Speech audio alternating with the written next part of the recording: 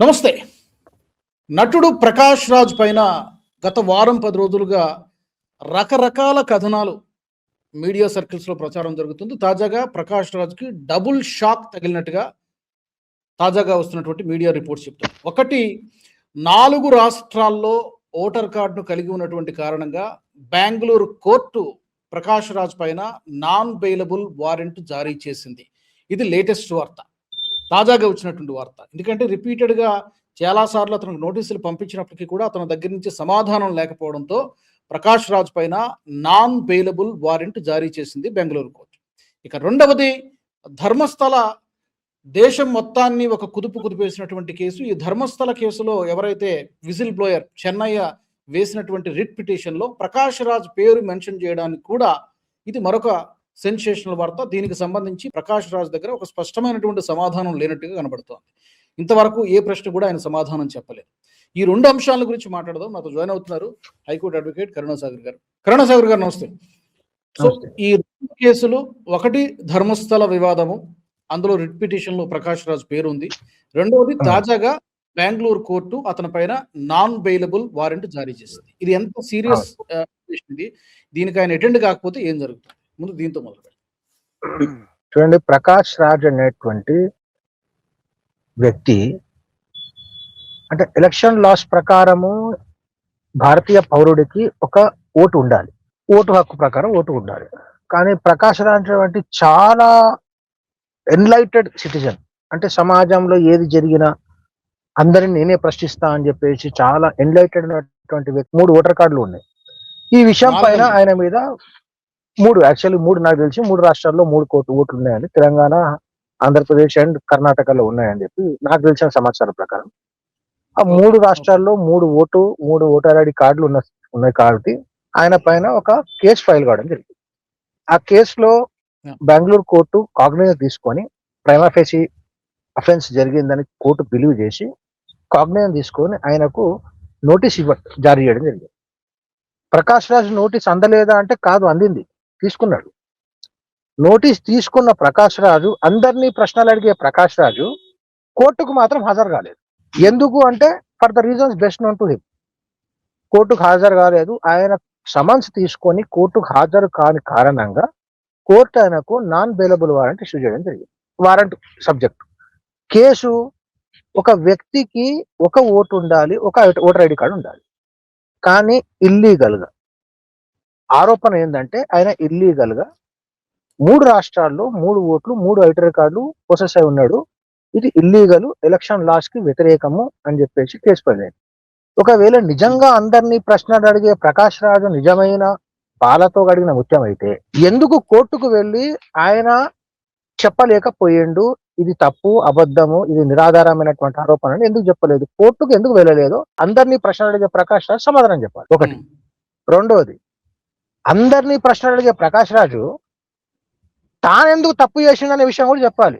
కోర్టుకు చెప్పాలి, జనాలకు చెప్పాలి. ఎందుకంటే అందరు ప్రశ్నలు అడుగుతుంటాడు కదా, ట్విట్టర్ మాధ్యమంలో, సోషల్ మీడియా ఆధ్వర్యంలో, ప్రెస్ కాన్ఫరెన్స్ల మీద, స్టేజ్ల మీద అందరినీ ప్రశ్నలు అడుగుతుంటాడు కదా. ప్రధానమంత్రి లాంటి కాన్స్టిట్యూషన్ పోస్ట్ ఉన్న వ్యక్తి నుంచి తానెందుకు ఆ తప్పు చేసిండు, తన పేరు మీద ఎట్లా ఆయనకు తెలిసి చేయ 3 ఓట్లు, ఆయనకు తెలియకుండా 3 ఓటర్ ఐడి కార్డులు వచ్చినాయో ప్రశ్నలు అడిగే ప్రకాష్ రాజు చెప్పాలి.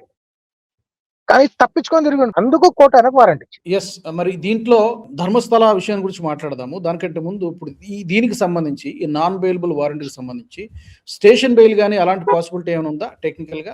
లేదంటే నాన్ బెయిలబుల్ వారెంట్ లో ప్రకాష్ రాజు తనంతా తాను స్వయంగా కోర్టుకు వెళ్ళి తాను ఎందుకు ఆ రోజు కోర్టుకు రాలేకపోయాడో ఆ యొక్క రీజన్ ని మెన్షన్ చేస్తూ పిటిషన్ ఫైల్ చేసుకొని నాన్ బెయిలబుల్ వారెంట్ రీకాల్ చేయమని చెప్పి కోర్టులో పిటిషన్ ఫైల్ చేసుకోవాలి, ఒకటి. లేదా పోలీస్ వారు అరెస్ట్ చేసి ఈడ్చుకుంటూ తీసుకొని పోలీస్ స్టేషన్ కోర్టులో ప్రొసీడ్ చేస్తారు. 2 మార్గాలు ఉంటాయి. ఓకే, ప్రస్తుతం ఏదో అజ్ఞాతంలో పరారీలో ఉన్నాడని వార్తలు వస్తున్నాయి. ఎంతవరకు నిజమో తెలియదు. ఎందుకంటే అతను ఏదైనా ఒక వీడియోనో ట్వీటో పెడితే తప్పితే దాని మీద క్లారిటీ లేదు. ప్రస్తుతానికైతే ఈ విషయం అలా ఉంది. రెండవది, దొంగ కాబట్టి తప్పించుకొని తిరుగుతున్నట్టున్నాడు. నిజంగా ఆయన దొంగ కాకపోయి ఉంటే కోర్టు ముందు హాజరయ్యి సమాధానం చెప్పేవాడు. వివరణ ఇవ్వాలి కదా, తన తప్పు లేనప్పుడు వివరణ ఇవ్వాలి కదా. దొంగతనం చేసిన దొంగ కాబట్టి తప్పించుకొని తిరుగుతున్నాడు, కోర్టుకు నోటీస్ ఇస్తే కూడా రాలేదు. దొంగతనం చేయకుండా ఉంటే కోర్టుకు వెళ్ళి నిర్భయంగా అందరినీ ప్రశ్నలు అడిగినట్టే కోర్టును కూడా ప్రశ్నలు అడుగుతుండే, పిటిషన్ కేసు చేసిన వాడిని కంప్లైంట్ ను కూడా ప్రశ్నలు అడుగుతుండే. కానీ దొంగ కాబట్టి Exactly. తప్పించుకొని తిరుగుతున్నట్టున్నాడు, సమాధానం లేకుండా Okay. లేదు కాబట్టి. కీలకమైనటువంటి విషయము ఈ ధర్మస్థల కేసు మనందరికీ తెలుసు. ఈ చిన్నయ్య అనేటువంటి ఒక విజిల్ బ్లోయరు గత ఏడాది పెద్ద బాంబు లాంటి చెప్పాడు. ఒక 100 మంది మహిళలను, చిన్నపిల్లల డెడ్ బాడీస్ ని, మృతదేహాలను నేను పాతి పెట్టేశాను. చాలా పెద్ద సెన్సేషన్ సృష్టించాడు. ఇప్పుడు అతడు వేసినటువంటి రిట్ పిటిషన్‌లో ప్రకాష్ రాజ్ పేరు ఉండడము, తానే స్వయంగా ఒప్పుకున్నాడు ఆయన. యెస్, నేను ఫోన్‌లో నేను చెన్నయ్యో అతనితో నేను మాట్లాడాను. నీకేం తెలుసో మొత్తం వెళ్లి చెప్పేసేయ్. ఏం కాదని నేను చెప్పాను అని మాట్లాడుతున్నాడు. మళ్ళీ ఈ మధ్య ఆయన రీసెంట్‌గా పెట్టినటువంటి ప్రెస్ మీట్‌లో మీడియా వాళ్ళు అడిగినటువంటి క్వెషన్స్‌కి ఆయన దగ్గర సరైనటువంటి సమాధానం లేక విసుగు చెంది ఆ మైక్ అక్కడ ఇసిరేసి వెళ్ళిపోయినట్టుగా ఉన్నాడు. ఏంటసలు మీకున్న అబ్జర్వేషను, మీకున్నటువంటి ఇన్ఫర్మేషన్ ఏంటి? ధర్మస్థల కేసులో ప్రకాష్ రాజ్‌కున్నటువంటి ఇన్వాల్వ్‌మెంట్ ఏంటి? ఎంతవరకు ఉంది? చాలా పెద్ద కాన్స్పిరసీ ఇది. 200 కోట్లు ఎంతో దీని మీద జరిగింది. టెంపుల్ యొక్క పవిత్రతను దెబ్బతీయడానికి ఏదో కుట్ర జరిగింది. ఇవన్నీ రకరకాల వెర్షన్స్ ఉన్నాయి. సో ఈయన ఇన్వాల్వ్‌మెంట్ ఏంటి? ప్రకాష్ రాజ్ ఇన్వాల్వ్‌మెంట్ ఏంటి దీంట్లో? లెఫ్ట్ వింగ్ ఓరియంటెడ్ ఐడియాలజీ ఏదైతే దేశం మొత్తంలో పతనం అవుతున్నదో, ఆ పతనం అవుతున్న క్రమంలో నక్సలిజం కూడా పతనం అవుతూ వస్తుంది. ఆపరేషన్ కగార్ పేరు మీద సెంట్రల్ గవర్నమెంట్ కమాండో ఫోర్సెస్ ని, ఈ సిఆర్పిఎఫ్ లో ఉన్నటువంటి కోబ్రా ఫోర్సెస్ ని ఉపయోగించి ఆపరేషన్ కగార్ చేసి ఛత్తీస్గఢ్ లో బ్రీడింగ్ హౌస్ అయినటువంటి నక్సలిజానికి ఛత్తీస్గఢ్ లో బ్రీడింగ్ హౌస్ ని మొత్తం ఊకటి వేళ్లతోటి తొలిచివేసేసారు. అయితే ఎక్కడైతే ఈ బ్రీడింగ్ హౌస్ ఎప్పుడైతే డమాలిష్ అయిపోయిందో, అర్బన్ నక్సల్స్ యొక్క ఆరిపోతున్న దీపానికి వెలుగు ఎక్కువ అన్నట్టు వాళ్ళు అంతరించిపోయే ముందు ఈ రకమైన కుట్రలు చేయడం స్టార్ట్ చేశారు. ఆ కుట్రలలో భాగంగా హిందువుల మానబిందువులైనటువంటి దేవాలయాలు, పుణ్యక్షేత్రాలు, పవిత్ర స్థలాల పైన కుట్రల పేరు మీద, మొన్న ధర్మస్థల, ఈ రోజు అయోధ్య, కుట్రల పేరు మీద ధర్మస్థలలో కొన్ని వేల మంది మహిళలు, చిన్నపిల్లలను చంపేసి పూడ్చేసి వాళ్ళ శవాలు, స్కెల్టల్స్ ఇంకా ఉన్నాయి, అస్థిపంజరాలు ఉన్నాయి. ఇక్కడ చాలా పెద్ద ఎత్తున అజ్మేర్ లో జరిగిన 92లో జరిగినటువంటి మారణ హోమం లాంటి మారణ హోమం ఒకటి జరిగింది అని చెప్పి హిందువుల ఆరాధ్య దైవము, హిందువుల ఆధ్యాత్మిక స్థలాల పైన మాస్ గా నెగిటివ్ క్యాంపెయినింగ్ చేసుకోవడానికి కుట్ర. ఇది అర్బన్ నక్సల్స్ తీసుకొచ్చినటువంటి మైండ్ లో పుట్టినటువంటి ఒక కాన్స్పిరసీ. దాన్ని ఎగ్జిక్యూట్ చేయడానికి ఒక మాస్క్డ్ మ్యాన్ అనేటువంటి, యాక్చువల్గా చెన్నై అనే పేరు తర్వాత వచ్చింది, ఆయన పేరు మాస్క్డ్ మ్యాన్ అన్నారు. ఆయన ఫస్ట్ నుంచి మాస్క్ వేసుకుని వచ్చి మీడియా ముందు వచ్చేసి ఇట్లా ధర్మస్థలలో ఈ రకంగా జరిగింది అనగానే మన ప్రభుత్వాలు, సెంట్రల్ గవర్నమెంట్ అన్ని రెస్పాండ్ అయ్యి దాని మీద ఇన్వెస్టిగేషన్ చేయడము, సర్ఫేస్ పెనిట్రేటింగ్ రాడార్స్ తోటి, మెటల్ డిటెక్టర్స్ తోటి, ఏఎస్ఐ లాంటి ఒక సంస్థ నుంచి డిగ్గింగ్ చేసే వాళ్ళను, ఎక్స్కావేషన్ చేసే వాళ్ళను, డిల్లర్లను, డిగ్గర్స్ ని తెప్పించి మొత్తం ధర్మస్థలం మొత్తం తవ్వి చూశాడు. రాడార్ ను చూసినా ఎక్కడ ఒక అస్థిపంజరం లాంటిది ఏది కనిపించలే. డిగ్గర్స్ ని పెట్టిర్రు, ఏఎస్ఐలు పెట్టిర్రు, ఎక్స్కవేటర్స్ ని పెట్టిర్రు, ఏది పెట్టినా ఎక్కడ కనిపించలేదు. కనిపించకపోయేసరికి ధర్మస్థల అనేలో జరిగినటువంటి మాస్ మర్డర్స్, మాస్ గ్రేవ్స్ అనేటున్నాయో ఇది కేవలము మెలిన్ చేయడానికి తీసుకొచ్చినటువంటి ఒక కాన్స్పిరసీ అని డిక్లేర్ చేయండి. దీని వెనుక ఎవరు ఉన్నారనేది చెప్పుకుంటూ పోతే మాస్క్డ్ మ్యాన్ అయినటువంటి చెన్నయ్య కోర్టుకు వచ్చి ఒక రిట్ పిటిషన్ ఫైల్ చేశాడు. రిట్ పిటిషన్ లో ఆయన ఏం చెప్పాడంటే, ఈ కాన్స్పిరసీని ఎగ్జిక్యూట్ చేయడానికి నాకు కొంతమంది ఫోన్ చేసి చెప్పారు. ఏమని, ఏ రకంగా మాట్లాడాలి, ఏమేం చెప్పాలి, ఏమేం చెప్పకూడదు, ఎట్లా చెప్పాలి, ఎవరికి చెప్పాలి అనేది నాకు మొత్తం ట్యూటరింగ్ చేశాడు. దాంతో పాటు ప్రకాష్ రాజ్ అనేటువంటి నటుడు నాకు ఫోన్ చేసి నాతోటి సంభాషణ జరిపిండు. ఆయన కూడా వీళ్ళందరూ ఫోన్ చేసిన క్రమంలోనే ఆయన కూడా నాకు ఫోన్ చేసి చెప్పిండు అని చెప్పాడు.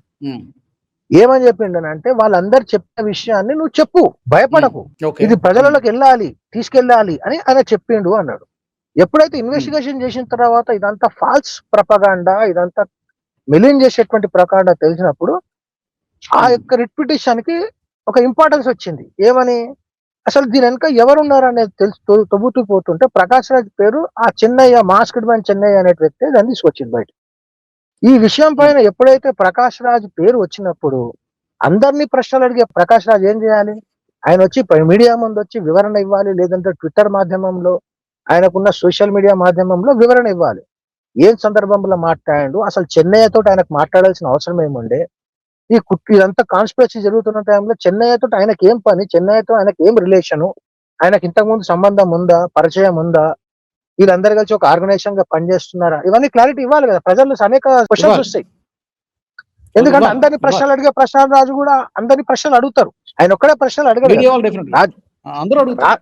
మీడియా అని కాదు, ఎవరైనా ప్రశ్నలు అడుగుతాడు. ఆయనకు రాజ్యాంగం ఎవరైనా ఆయనకి ఎట్లయితే భావ ప్రకటన స్వేచ్ఛ ఇచ్చిందో, ఈ దేశంలో పౌరులైనటువంటి ప్రతి ఒక్కరికి కూడా భావ ప్రకటన స్వేచ్ఛ ఉంటుంది.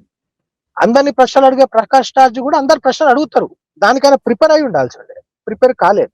ఆఖరికి ఒక ప్రెస్ మీట్ లో అందరు కలిసి, ప్రెస్ మిత్రులు అందరు కలిసి అడగటంతో సమాధానం లేనటువంటి దొంగ తప్పించుకొని పారిపోయాడు. నిజంగా నీ దగ్గర వివరణ ఉండి సమాధానం ఉండి నువ్వు ఎందుకు చెన్నయ్యను కాంటాక్ట్ చేయాల్సి వచ్చింది, చెన్నయ్యతో నీకేం పరిచయం, ఎందుకు ఆయన ఫోన్ నంబర్ నీకు ఎట్లొచ్చింది, ఆల్రెడీ మీకు పరిచయం ఉందా, పరిచయం ఉంటే ఎట్లా పరిచయము, ఇవన్నీ నువ్వు చెప్పాలి కదా ప్రజలకి.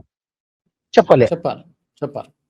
Prakash Raj as a human being గా సిటిజన్ ఆఫ్ ఇండియా, ఆయన ప్రొఫెషన్ గా ఒక యాక్టర్, కానీ ఒక bad Indian, most irresponsible and bad Indian. ఒక దేశ పౌరుడు ఎట్లుండద్దో ప్రకాష్ రాజ్ ఇస్ ఎగ్జాంపుల్. ఈ దేశంను తింటూ, ఈ దేశం గాలి పీల్చుతూ, ఈ దేశంలో రాజ్యాంగం ఇచ్చినటువంటి హక్కులను అనుభవిస్తూ, ఈ దేశంలో ఉన్నటువంటి మెజారిటీ ప్రజల యొక్క మానబిందు అయినటువంటి ఆధ్యాత్మిక కేంద్రాలు, పుణ్యక్షేత్రాల పైన కాన్స్పరసీ చేసేటువంటి వ్యక్తులతో కలిసి నువ్వు ఇక్కడ ఒక ధర్మస్థల అనేటువంటి ఒక పుణ్యక్షేత్రం మీద బురద జల్లే ప్రయత్నం చేసినావు. ఏం ఆశించి చేసినావు? ఎక్కడి నుంచి ఇదంతా నీకు ఫండింగ్ ఇస్తున్నారు? ఎవరి ఐడియా? ఏ ఎక్స్టర్నల్ ఫోర్సెస్ తో కలిసి అనే విషయాలు ప్రజలు క్వశ్చన్ అడుగుతున్నారు. దీనికి సమాధానం పక్షులు అడిగే ప్రకాష్ రాజ్ చెప్పాలి. కరుణసాగర్ గారు, ఈ విషయంలో ఇప్పుడు ధర్మస్థల కేసుకు సంబంధించి ఒక పెద్ద కాన్స్పిరసీ ఉంది అని చెప్తున్నారు, చాలా మంది అంటున్నారు. 200 కోట్లు ఎంతో ఖర్చు పెట్టారు. దీని వెనకాల ఇంకా ఎవరెవరు ఉన్నారు, కరెంట్ స్టేటస్ ఏంటి, ఇందులో ఇతని పాత్ర ఎంతవరకు ఉంది, ఏమైనా ఆధారాలు ఇప్పటి వరకు బయటపడ్డాయా? Prakash Raj how he is involved, ఏ విధంగా ఈయన కనెక్ట్ అయి ఉన్నాడు? ప్రస్తుతానికి ఎలిగేషన్స్, అనుమానాలు మాత్రమేనా, ఎంతవరకు మనము ఉన్నాడని చెప్పి మనం చెప్పొచ్చు? అండ్ వాట్ ఎల్స్, ఇంకెవరెవరు ఉన్నారు దీని వెనకాల? ఇప్పుడు ఎవరైతే మెయిన్ కాన్స్పిరసీని బయటికి తీసుకొచ్చాడు, విజిల్ బ్లోయర్ అని అంటున్నారో ఆ మాస్క్డ్ మ్యాన్ చెన్నయ్య, ఆయన స్వయంగా వేసిన రిట్ పిటిషన్ లోనే నాతోటి కాన్స్పిరేటర్స్ మాట్లాడిచ్చారు, ఈ రకంగా మాట్లాడమని చెప్పారు. వాళ్ళందరితో పాటు ప్రకాష్ రాజ్ కూడా నాకు ఫోన్ చేసి మాట్లాడమని చెప్పాడు అని స్పష్టంగా చెప్పిండు. That itself is evident. ఈ విషయం ఆయన కూడా ఒప్పుకున్నాడు ప్రెస్ మీట్ లో, అవును నేనే మాట్లాడానని. That itself is evident that Prakash Raj is part of the conspiracy and Prakash Raj has executed the conspiracy. ఏం కాన్స్పిరసీ? హిందువుల యొక్క ఆరాధ్యమైనటువంటి పుణ్యక్షేత్రాన్ని అవహేళన చేయడము, దాని మీద దుష్ప్రచారం చేసి దుబ్బెత్తగలే ప్రయత్నం చేయడం, ఇది క్లియర్. ఆయన కన్ఫ్యూజ్ కూడా చేసేసాడు, అది పబ్లిక్ లో కన్ఫ్యూజ్ చేశాడు. ఇప్పుడు ప్రకాష్ రాజ్ కావాల్సిన విషయాలన్నీ చెప్పకుండా తప్పించుకొని తిరుగుతున్నాడు. కాబట్టి దేశ ప్రజలందరూ ప్రకాష్ రాజ్ ని క్వశ్చన్ చేయాలి. నీకు ఎట్లా పరిచయం చెన్నయ్య, ఆయనతో ఎందుకు మాట్లాడాల్సి వచ్చింది, ఆయన నంబర్ నీకు ఎక్కడిది, ఇంతకుముందు పరిచయం ఉందా, నీవు కాకుండా చెన్నయ్యతో మాట్లాడిన వాళ్ళు ఎవరు, ఈ కాన్స్పిరసీ ఎందుకు చేశారు, దీని ఫండింగ్ ఎవరు ఇచ్చారు, దీని ఐడియా ఎవరిది అనేది ప్రజల నుంచి వస్తున్న ప్రశ్నలకు ప్రకాష్ రాజ్ సమాధానం చెప్పాలి. సమాధానం చెప్పకుండా తప్పించుకొని తిరుగుతా, నేను మాత్రమే అందరినీ ప్రశ్నలు అడుగుతా, నన్ను ఎవరు ప్రశ్నలు అడగద్దని అంటే మాత్రం కలిసిన దగ్గర పట్టుకొని తంతారు ప్రజలు. వెస్ట్ బెంగాల్ ఎట్లయితే ఇంతవరకు అరాచకం చేసి ఈ రోజు ప్రభుత్వం దిగిపోయిన తర్వాత ఎవడెవైతే అరాచకం చేసారో వాళ్ళని ప్రజలు ఆక్రోషంతో ఏరి కోడిగుడ్లతో పట్టుకొని కొట్టి తంతురు కదా, అట్లనే ప్రజలు కూడా ప్రశ్నలు అడిగే ప్రకాష్ రాజ్ తప్పించుకొని తిరుగుతా మాత్రం ఇదే రకమైన ట్రీట్మెంట్ చేయాల్సి వస్తుంది ప్రజలు. ఒకవేళ నువ్వు సమాధానం చెప్పాలి. ప్రజాస్వామ్యంలో అందరినీ ప్రశ్నలు అడిగే హక్కు నీకు ఉన్నప్పుడు అందరూ ప్రశ్నలకు కూడా సమాధానం చెప్పే బాధ్యత కూడా ఉంటుంది నీకు ప్రకాష్ రాజ్. కాబట్టి ప్రకాష్ రాజ్ నేనేమంటున్నా అంటే, బెంగాల్లో టిఎంసి వాళ్ళు అనుభవిస్తున్నటువంటి ఆ యొక్క దుర్గతి ఆయనకు పట్టకూడదు అనుకుంటే, ప్రజల్లో ఆక్రోశాన్ని తగ్గించాలి, అనుమానాలను పోగొట్టాలంటే ప్రకాష్ రాజ్ వచ్చి ఆయన సమాధానం చెప్పాలి, తప్పించుకొని తిరగకూడదు. ఫైనల్ గా ఇప్పుడు దీని మీద ఇప్పుడు కర్ణాటక గవర్నమెంట్ ఒక సిట్ కూడా వేసింది కదా, స్పెషల్ ఇన్వెస్టిగేషన్ టీమ్, దాని స్టేటస్ ఏంటది, అది క్లోజ్ చేసేసారా లేకపోతే ఈ కరెంట్లీ నడుస్తుంది? అంటే ఇన్వెస్టిగేషన్ కేవలం వేసింది నిజంగా అక్కడ ఆ మాస్ గ్రేవ్స్ ఉన్నాయా లేవా అనే విషయం మీద ఇన్వెస్టిగేట్ చేయడానికి ఎస్ఐటి వేసింది. దాంట్లో ఆర్కియాలజికల్ సర్వే ఆఫ్ ఇండియా, తర్వాత ఇస్రో నుంచి సర్ఫేస్ పెనిట్రేటింగ్ రాడార్స్, ఈ రకంగా అనేటువంటి డిపార్ట్మెంట్స్ అలా మాస్ గా ఇన్వెస్టిగేషన్ చేశాయి. SIT Okay. యొక్క నివేదిక ప్రకారం అక్కడ ఎటువంటి మాస్ గ్రేవ్స్ కనుక్కోలేదు కాబట్టి ఎస్ఐటి క్లోజ్ అయింది. దాని తర్వాత అయింది. అసలు ఈ ప్రచారం ఎవరు చేశారనేటువంటి యాంగిల్లో ఇన్వెస్టిగేషన్ చేయాలనుకున్న సమయంలో చెన్నై అనే వ్యక్తి వచ్చి బెంగళూరు హైకోర్టులో పిటిషన్ ఫైల్ చేశారు. అప్పుడు కొత్త టర్న్ తీసుకుంది. ఓకే, ఇవన్నీ కూడా అప్పుడు ఆ దాంట్లో ప్రకాష్ రాజ్ పేరు రావడం, ప్రకాష్ రాజ్ అందరినీ ప్రశ్న అడిగే ప్రకాష్ రావు తనను ప్రశ్న అడగగానే తప్పించుకోవడం, ఇదంతా జరిగింది. ఆల్ రైట్, కరుణాసాగర్ గారు, థ్యాంక్ యూ వెరీ మచ్. చూద్దాం మరి 2 కేసుల్లో ఏం జరుగుతుంది. పోలీసుల ముందు ప్రకాష్ రాజు లొంగిపోతాడా? ఓటర్ ఐడి కార్డులకు సంబంధించినటువంటి కేసులో మరి ధర్మస్థల విషయంలో కూడా ఇంకా రాబోయే రోజుల్లో ఎలాంటి సంచలన విషయాలు బయటపడతాయి, ఏ విధంగా లింక్ అయి ఉన్నాడు ఇతను, ఇవన్నీ కూడా మనం రాబోయే రోజుల్లో ధర్మస్థల చూస్తాం. విషయంలో నాకు ఫైలింగ్ ఎండింగ్ పాయింట్, ధర్మస్థల విషయంలో ఏదైతే ఫేక్ కాన్స్పిరసీ, ఫేక్ ప్రచారం చేసి కాన్స్పిరసీని పంపం చేశారు ప్రజల్లోకి, అది ఇన్వెస్టిగేషన్ తర్వాత అది అక్కడ మాస్ గ్రేవ్స్ లేవని తెలిసిన తర్వాత ఇప్పుడు అక్కడ ఉన్న ప్రభుత్వం, కర్ణాటకలో ఉన్నటువంటి ప్రభుత్వం అయినా సరే ఈ కాన్స్పిరసీని నమ్మిన వాళ్ళందరూ కూడా ఎవరి కాన్స్పిరసీని ప్రజల్లోకి తీసుకొచ్చారో, ఎవరు దీన్ని తీసుకొచ్చి ప్రజల్లో సోషల్ మీడియాలో పంపు చేశారో వాళ్ళందరినీ కూడా ట్రేస్ అవుట్ చేయాలి.